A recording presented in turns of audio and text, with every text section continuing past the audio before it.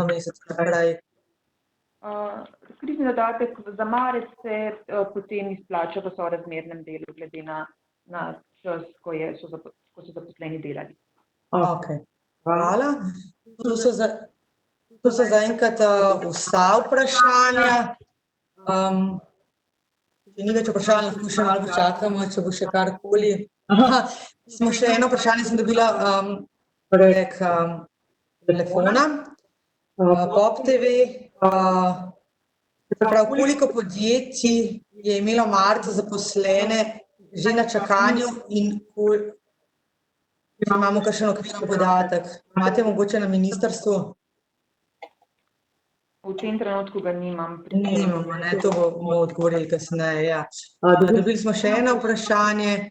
Ali lahko podjetje ne koristi oprostitve prispevkov za pokojninsko in invalidsko zavarovanje in potem ne izplača kriznega dodatka? Je to povezano?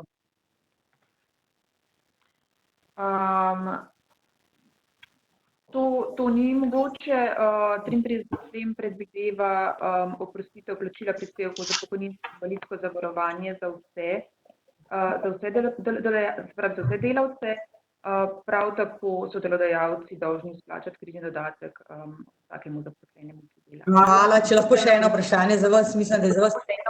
Omejitev, čigar delavca zadnja izplačana mesečna plača ni presegla trikratnika minimalne plače.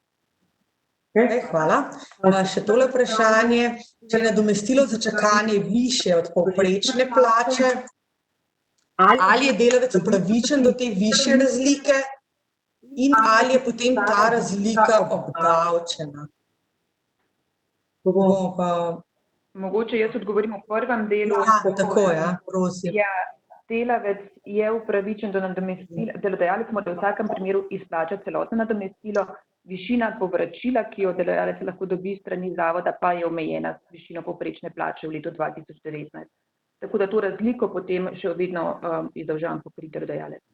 Potem pa glede obdavčitve te razlike, mogoče gospa Zinka Prunk.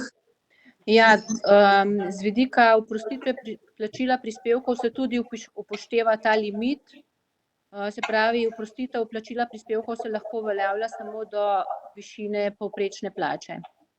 Kar je pa izplačano nad tem zneskom, pa je treba obračunati in plačati tudi vse prispevke za socialno varnost.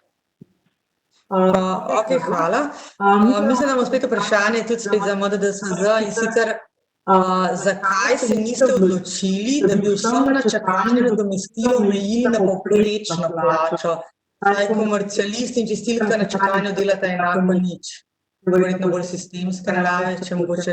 Tako je, 80% nadomestilo je urejeno že v sistemskem zakonu, torej v zakonu o delovnih razmerjih. In edino, kar je bilo v primerjavi s tem spremenjeno v tem zakonu, je to, da smo spodnjo mejo določili višini plače. Pa še eno vprašanje, mislim, da je tole za finančno upravo, mogoče spet za gospo Zinko. Kdor izplača plačo jutri, izplača plačo in krizni dodatek in je oproščen prispevkov za pokojninsko in invalidsko zavarovanje. Ali to drži? Ja, če izpolnjuje pogoje po 33. členu zakona, če je ta delodajalec, ki je dejansko dolžan to izplačati krizni dodatek, je upravičen tudi plačila prispevkov za pokojninsko in invalidsko zavarovanje od izplačane plače. Hvala. Zaenkrat drugih vprašanj nimamo, tako da mogoče še na koncu, da predam besedo direktorju in da zaključimo to tiskovno konferenco. Pa mogoče še kolege iz Ministrstva za gospodarstvo, ne vem, če vključimo, če imajo še kakršnokoli pojasnilo. Se slišimo? Se slišimo, mislim, da nič ni. Se pravi. Mogoče lahko samo to rečem, da se pripravljajo ukrepi za naslednji paket, kjer bomo morebitne take nepravilnosti ali pa neskladja poskušali odpraviti, zato so takšna vprašanja, kot so bila danes podana, zelo koristna. Najlepša hvala. Peter. Ja, noč. Jaz bi se vsem lepo zahvalil za sodelovanje v tej konferenci, da smo veliko stvari pojasnili. Bomo pustili še nekaj časa odprto, pa če imate še kakršnokoli vprašanje, kar na chat ga napišite, bomo pač poskušali vsaj tisto, kar lahko odgovorimo, tudi že vključiti v tole brošuro in jo čim prej spraviti nekako v življenje oziroma na splet. Tako da še enkrat hvala vsem. Mislim, da tudi z vidika tehnike je tole zelo dobro potekalo in da so bili odgovori, bom rekel, kar dovolj eksaktni v tejle, bom rekel, stali s tem zakonom. Tako da hvala lepa vsem za sodelovanje.